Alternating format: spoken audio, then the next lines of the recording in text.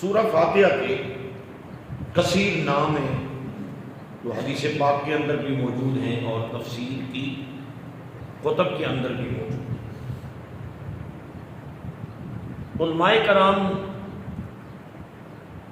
سورہ فاتحہ کے کثرت اسماء کی وجہ سے بیان کرتے ہیں کہ یہ سورہ فاتحہ کے جو کثیر نام ہیں اور ان میں سے مشہور نام سورہ فاتحہ کے 15 کتنے ہیں؟ 15۔ فرمایا کثرت اسماء کی وجہ سورہ فاتحہ کی فضیلت بھی ہے، سورہ فاتحہ کا شرف بھی ہے اور سورہ فاتحہ کی عظمت بھی ہے۔ یعنی یہ سورہ فاتحہ کی فضیلت ہے، شرف ہے، عظمت ہے کہ سورہ فاتحہ کے نام کی کثرت ہے۔ اتنے نام کسی اور سورہ کے نہیں ہیں جتنے نام سورہ فاتحہ۔ جب بھی قرآن مجید فرقان حمید کی تلاوت کی جاتی ہے تو اس کا آغاز سورہ فاتحہ سے ہی کیا جاتا ہے، اور سورہ فاتحہ کو اس ترتیب کے لحاظ سے قرآن مجید فرقان حمید کے پہلا سورہ ہونے کا شرف حاصل ہے۔ اس کو آغاز قرآن کے اندر لکھا گیا ہے، یہ کسی انسان کی مرضی سے نہیں لکھا گیا ہے، بلکہ اللہ رب العزت نے اپنے محبوب کو یہ بتا دیا تھا، اور میرے آقا نے اپنے صحابہ کرام کو یہ ارشاد فرما دیا تھا کہ جب بھی قرآن پاک کی ترتیب ہوگی تو یہ قرآن مجید فرقان حمید کے اول میں سورہ فاتحہ ہوگی۔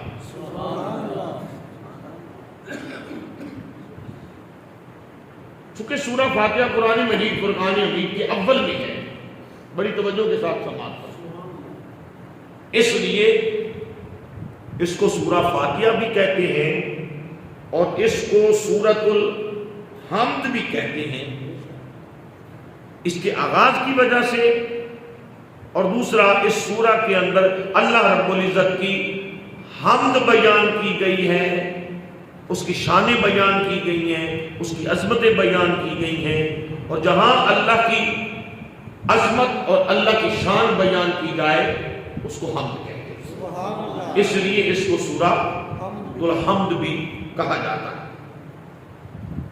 اور چونکہ سورہ سے قرآن مجید فرقان حمید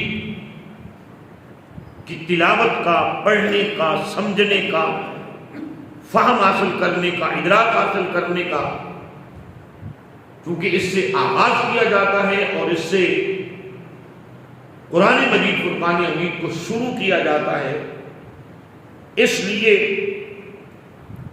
اس سورہ کو ام القرآن بھی کہا جاتا ہے۔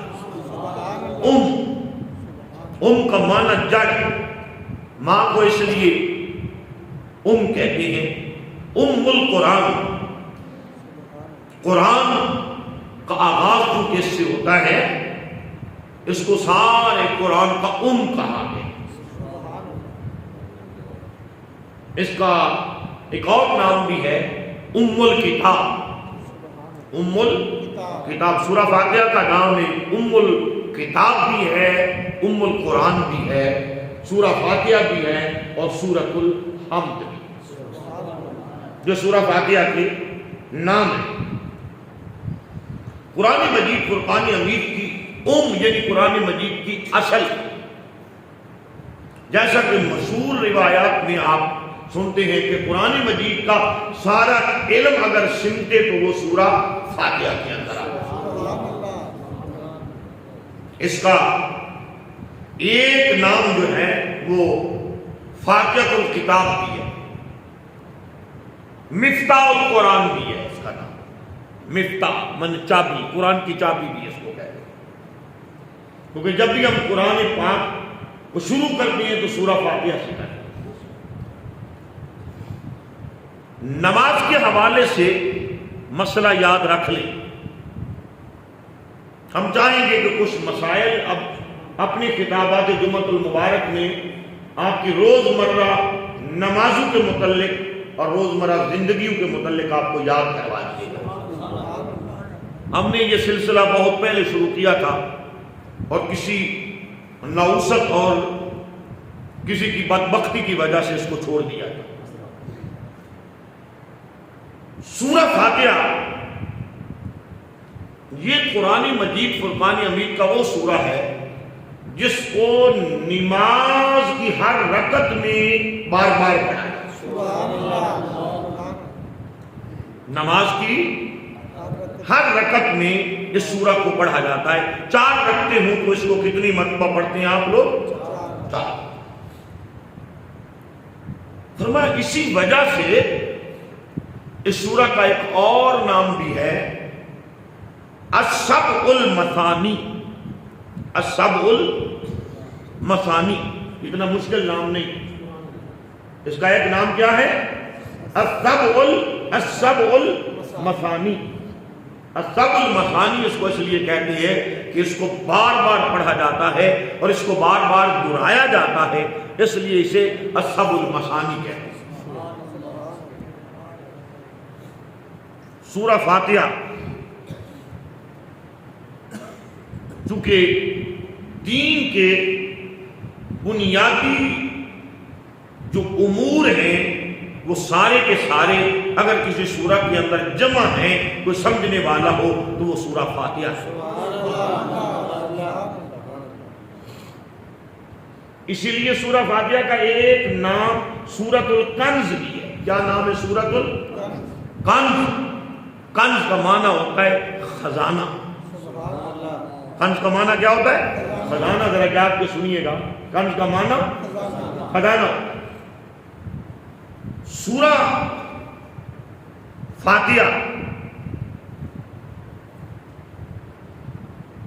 فاتحہ کا ایک نام سورۃ الکافیہ بھی ہے۔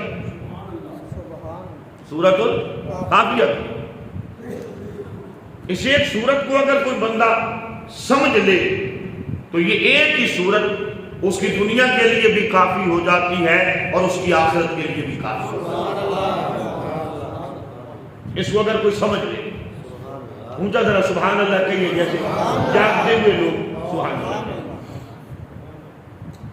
سورۃ الفاتحہ اس کو سورۃ الدعا بھی کہتے ہیں، اور یہ وہ دعا ہے جو اللہ رب العزت کی بارگاہ میں اتنی قبول ہے اور خدا نے خود سکھائی ہے، اور امت مصطفیٰ کو ہر نماز کی ہر رکعت میں بار بار پڑھائی ہے، گویا کہ اپنی بارگاہ سے منگوائی ہے۔ اس دعا کو مانگنے والا کبھی اللہ کی بارگاہ سے خالی نہیں جاتا اگر صدق کے دل کے ساتھ آئے۔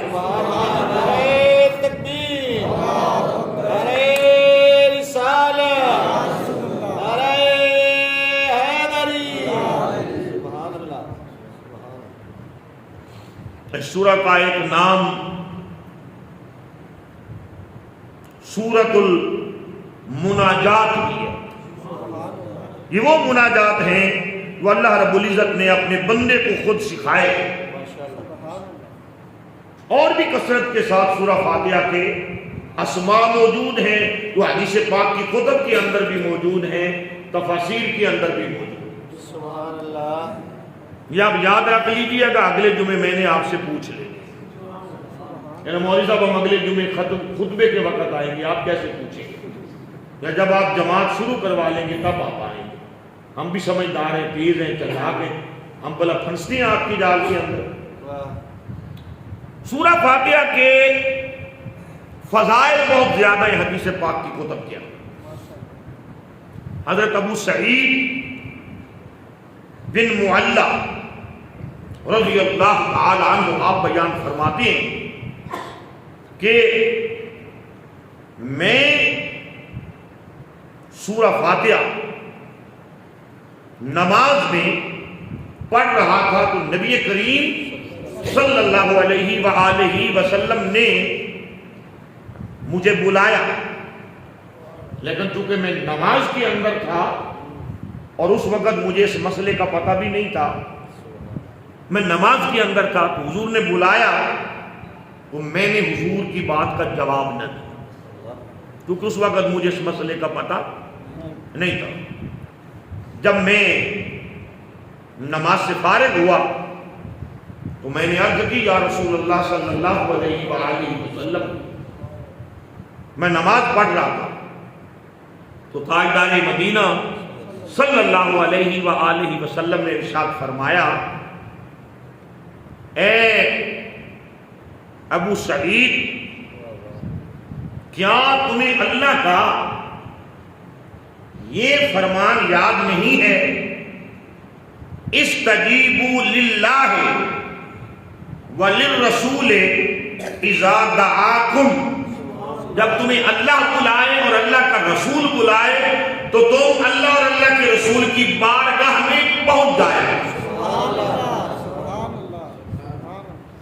اللہ بلائے یا اللہ کا رسول بلائے، اذا دعاکم، تمہیں اللہ بلائے یا اللہ کا رسول بلائے تو تم حاضر ہو جاؤ. پھر حضور صلی اللہ علیہ وآلہ وسلم نے ارشاد فرمایا، ابو سعید، میں تمہیں مسجد سے باہر نکلنے سے پہلے، میں تمہیں مسجد سے باہر نکلنے سے پہلے کیا ایسی صورت نہ سکھاؤں، ایسی صورت نہ سکھاؤں؟ فرمایا، عرض کی یا رسول اللہ صلی اللہ علیہ وآلہ وسلم سکھائیے.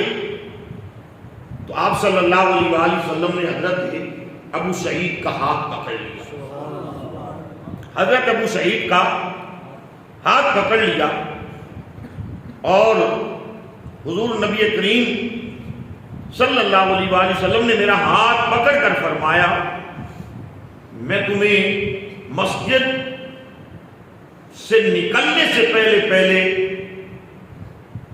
سب سے عظمت والی اور سب سے شان والی صورت سکھا دیتا ہوں. زور سے سبحان اللہ کہیے. سب سے عظمت والی اور سب سے شان والی صورت سکھا دیتا ہوں. تو حضور تاجدار مدینہ صلی اللہ علیہ وآلہ وسلم نے حضرت ابو سعید بن معلّہ رضی اللہ تعالیٰ عنہ سے فرمایا کہ میرے ساتھ ساتھ پڑھو. تو حضور نے فرمایا، پڑھو الحمدللہ رب العالمین. فرمایا حضور نے مجھے اپنے ساتھ ساتھ پڑھایا اور پڑھا کر پھر حضور تاجدار مدینہ صلی اللہ علیہ وآلہ وسلم نے ارشاد فرمایا یہ وہ سبع مثانی ہے جو مجھے عطا کی گئی ہے، یعنی یہ وہ صورت ہے جو مجھے عطا کی گئی ہے. اس جیسی صورت پہلے انبیاء میں سے کسی کو بھی نہیں عطا کی گئی جو محمد مصطفیٰ کو عطا. نعرہ تکبیر، نعرہ رسالت، نعرہ حیدری. اسی طرح حضرت عبداللہ ابن عباس کے مفسر قرآن، آپ فرماتے ہیں کہ ایک فرشتہ آسمان سے نازل ہوا اور اس نے سید المرسلین حضرت محمد الرسول اللہ صلی اللہ علیہ وآلہ وسلم کی بارگاہ بے کس پناہ کے اندر سلام عرض کیا. حضور کی بارگاہ میں سلام. حضور کی بارگاہ میں صرف تم اہل سنت ہی سلام عرض نہیں کرتے ہو، فرشتے بھی آ کر مصطفیٰ کی بارگاہ میں سلام عرض کرتے ہیں. مصطفیٰ جان رحمت پہ لاکھوں سلام، فرشتے بھی سلام عرض کرتے ہیں. بات کی سمجھ آئی ہے؟ کوئی نہیں کرتا اس کی اپنی مرضی، بلکہ اس کی اپنی بدبختی. اور جو سلام عرض کرتا ہے میرے آقا اس کے سلام کا جواب ارشاد فرماتے، میرے آقا اس کے سلام کا جواب ارشاد فرماتے. حضور فرماتے تم پر بھی خدا کی رحمت ہو، اور جس کو حضور فرما دے کہ تم پر خدا کی رحمت ہو، ذرا بتائیے اس پر خدا کی کتنی رحمتیں کتنی برکتیں۔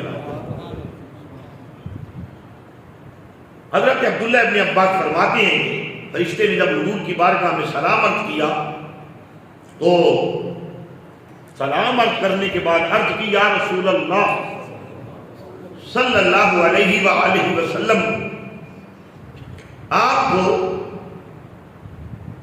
دو نوروں کی میں بشارت دیتا ہوں، دو نوروں کی آپ کو بشارت دیتا ہوں۔ خود نور ہے، جو بشارت دے رہا ہے وہ نور ہے، اور جس کی طرف سے بشارت دی جا رہی ہے واللہ نور السماوات والارض۔ یہ کون سے نور ہیں جن کی بشارت دی جا رہی ہے؟ نور کی طرف سے نور، دو نوروں کی نور کو بشارت دے رہا ہے۔ سبحان اللہ، نہیں نا آپ سمجھے گا، سست ہو گئے نا آپ، سست ہو گئے نا آپ۔ حضور نے فرمایا بتائیں، حضرت عبداللہ ابن عباس کہتے ہیں فرشتے نے عرض کیا آقا یہ جو نوروں کی میں بشارت دے رہا ہوں، یہ نور آپ سے پہلے 1,24,000 یا کم و بیش جتنے بھی نبی آئے ہیں ان میں سے کسی کو عطا نہیں کیے گئے جو صرف آپ کو عطا کیے جا رہے ہیں۔ سارے سبحان اللہ کہیں ذرا، سستی ہٹائیں، سستی ہٹائیں۔ حضور تاجدار مدینہ صلی اللہ علیہ وآلہ وسلم نے ارشاد فرمایا وہ کیا ہیں، وہ کیا ہیں؟ تو حضرت عبداللہ ابن عباس فرماتے ہیں کہ فرشتے نے عرض کیا آقا ان میں سے ایک نور تو سورہ فاتحہ الحمدللہ رب العالمین ہے، اور دوسرا نور سورہ بقرہ کی آخری آیات ہیں، جس کے بعد یہ دو نور محفوظ رہ جاتے ہیں، اس کی دنیا بھی محفوظ ہو جاتی ہے، اس کی قبر اور حشر بھی محفوظ ہو جاتی ہے۔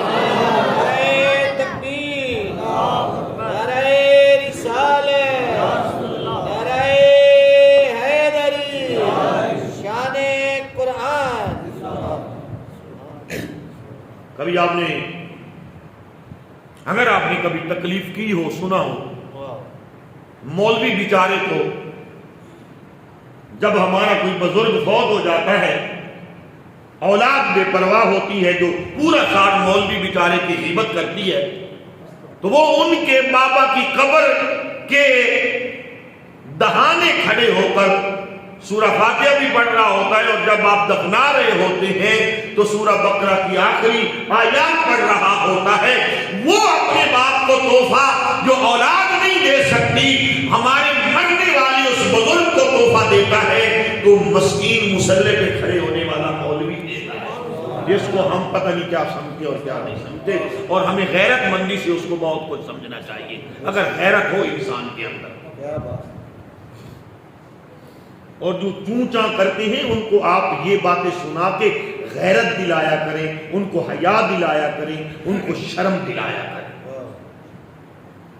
اگر یہ شرم اور یہ حیا اور غیرت نکل گئی تو ان مسکینوں اور بدبختوں کے سینے سے ایمان کا نور نکل جائے۔ فرمایا یہ دو نور ہیں، ایک سورہ فاتحہ ہے، ایک سورہ بقرہ کی آخری آیات ہیں، اور یہ عطا کرنے کے بعد وہ فرشتہ عرض کرتا ہے کہ یا رسول اللہ یہ آپ سے پہلے کسی نبی اور رسول کو نہیں عطا کیے گئے، جو آپ کو عطا کیے گئے ہیں اور آپ کی امت کے لیے عطا کیے گئے۔ سبحان اللہ، اونچا ذرا سبحان اللہ۔ یہ مسلم شریف کے اندر حدیث پاک ہے، حضرت ابی بن قعب رضی اللہ تعالی عنہ آپ بیان فرماتے ہیں کہ حضور پر نور صلی اللہ علیہ وآلہ وسلم ارشاد فرمایا تورات اور انجیل میں بھی ام القرآن یعنی سورہ فاتحہ کی مثل اللہ رب العزت نے کوئی سورت نازل نہیں کی. یعنی بے مثل نبی کو اللہ نے بے مثل قرآن بھی عطا کیا اور بے مثل قرآن کے اندر اللہ رب العزت نے بے مثل سورہ فاتحہ بھی عطا کیا. یعنی جس طرح میرے آقا خود بے مثل ہیں، میرے آقا کی طرف آنے والا قرآن بھی بے مثل ہے اور قرآن کے اندر سورہ فاتحہ بھی بے مثل ہے اور بے مثل ہے.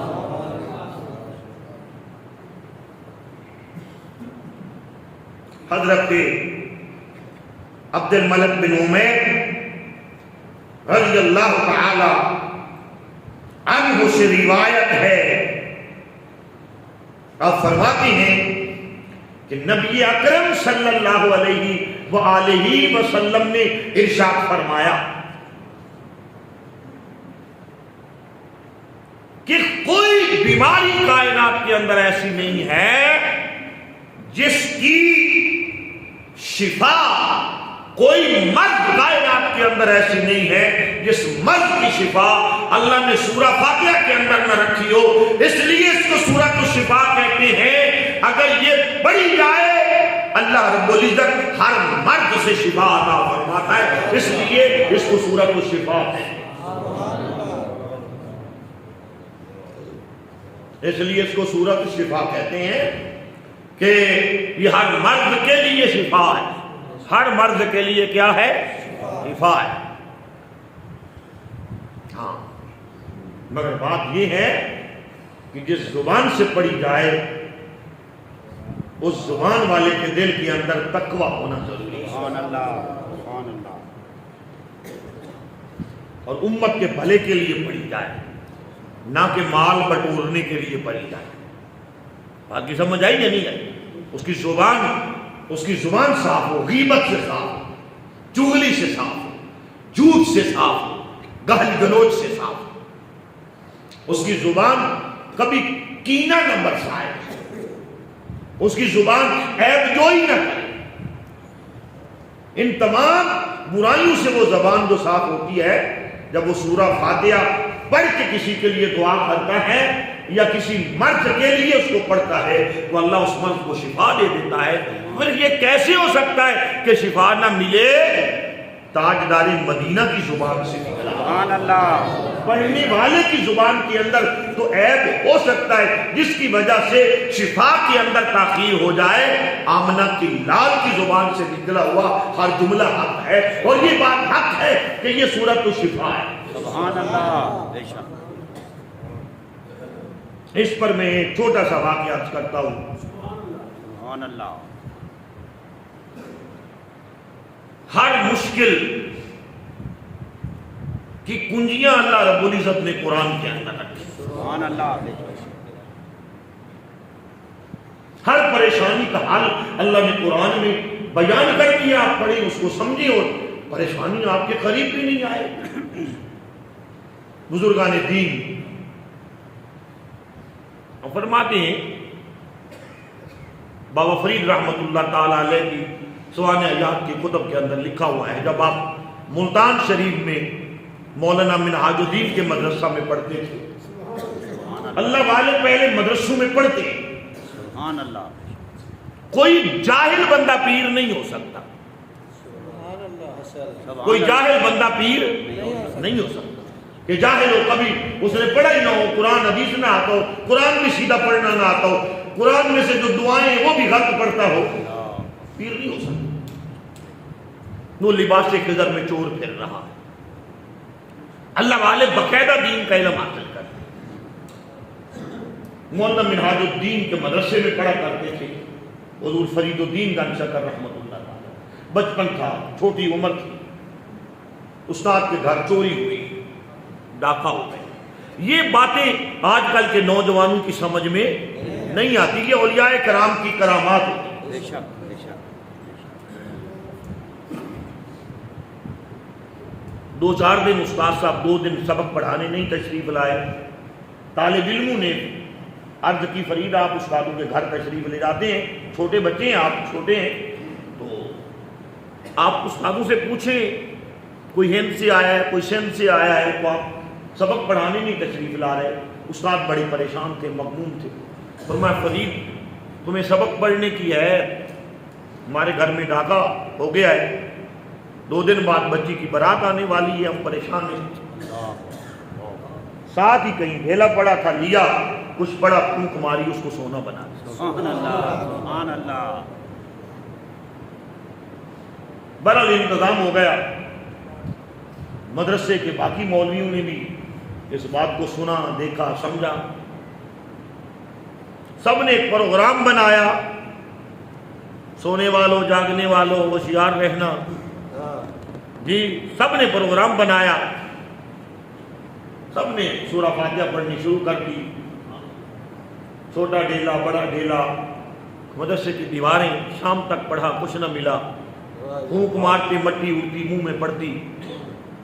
شام کو فرید الدین کو پکڑ لیا، پکڑ کر کے استادوں کے پاس لے آئے، کہا اس نے پڑھا اور ہے، بتاتا اور ہے، جھوٹ بولتا ہے۔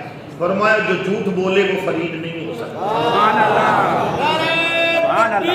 جھوٹ بولے وہ فرید نہیں ہو سکتا۔ ہم فرید بھی کریں، ہم فرید بھی کریں، ولیوں کا نام بھی لیں، لیکن بڑے پرلے زمانے کے جھوٹے اور مکار ہوں، اور کہیں ہم اس پیر کے مرید ہیں۔ مطلب پیروں کے مرید ایسے جھوٹے ہو سکتے ہیں، مکار ہو سکتے ہیں۔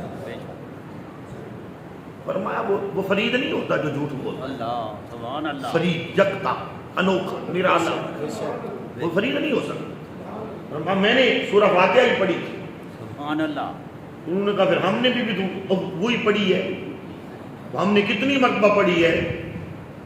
اور اللہ والا جو ہے تکبر بھی نہیں کرتا۔ سبحان اللہ۔ اللہ والا تکبر بھی اس نہیں کی کرتا۔ گردن نہیں اکڑی ہوتی، تکبر نہیں کرتا، گردن جھکی ہوتی ہے اللہ والے کی۔ تو جو سر جھکایا ہوا تھا اور بڑا آہستہ سا مٹھا سا بولے، کہنے لگے استاد جی انہیں یہ کہو کہ ہر زبان سونا نہیں بناتی، سبحان اللہ زبان بھی تو فرید کے ساتھ سبحان پڑھا، اللہ سبحان اللہ۔ زبان بھی تو فرید کی ہو، یعنی غیبت سے پاک ہو، چگلی سے پاک ہو، عیب جوئی سے پاک ہو، جھوٹ سے پاک ہو، مکاری سے پاک ہو، حسد سے پاک ہو۔ پہلے یہ سب چیزیں دل سے نکالی جاتی ہیں، پھر قرآن سے اللہ فیض عطا۔ سبحان اللہ سبحان اللہ۔